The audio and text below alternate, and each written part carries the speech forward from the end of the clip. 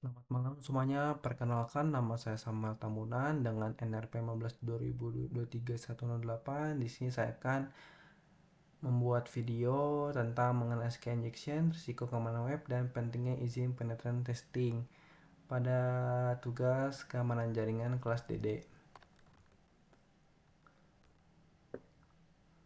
Oke, yang pertama adalah apa itu SQL injection? SQL injection adalah teknik serangan pada aplikasi web dengan cara memasukkan perintah SQL berbahaya ke dalam input pengguna seperti form login, kolom pencarian, atau URL. Tujuannya adalah mengakses data tanpa izin melewati proses login, mengubah atau menghapus data, dan mencuri informasi sensitif. Pentingnya SQL injection itu adalah melakukan serangan ini dapat menyebabkan kebocoran data tanpa kerusakan sistem. Dengan memahami SQL injection, pengembang aplikasi dapat membuat sistem yang lebih aman, seperti dengan melakukan validasi input, menggunakan prepared statement, dan membatasi akses database. Dampak yang pertama data pengguna dicuri, yang kedua login dapat dilewati secara tidak sah, yang ketiga data dari database diubah atau dihapus, yang keempat sistem aplikasi menjadi rusak, yang kelima adalah penyerang mendapatkan akses ke informasi sensitif. SQL injection biasa. SQL injection biasa adalah serangan SQL injection yang hasilnya langsung terlihat oleh penyerang. Contohnya itu adalah aplikasi yang menampilkan error database atau menampilkan data yang seharusnya tidak boleh terlihat. Ciri-cirinya adalah hasil serangan langsung terlihat, errornya database bisa muncul, data dapat muncul di halaman web, lebih mudah dideteksi oleh penyerang. Blind SQL injection. Blind SQL injection adalah jenis SQL injection ketika hasil query tidak ditampilkan langsung oleh aplikasi. Penyerang harus menebak informasi berdasarkan respon aplikasi seperti perubahan halaman, pesan benar atau salah, atau waktu respon server.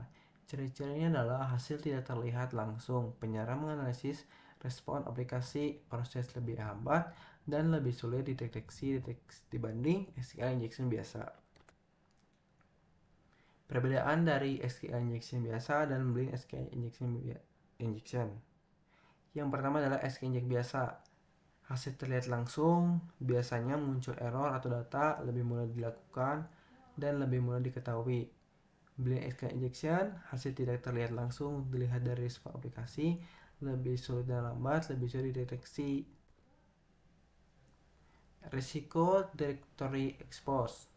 Directory expose adalah kondisi ketika struktur folder atau file website dapat dilihat orang lain.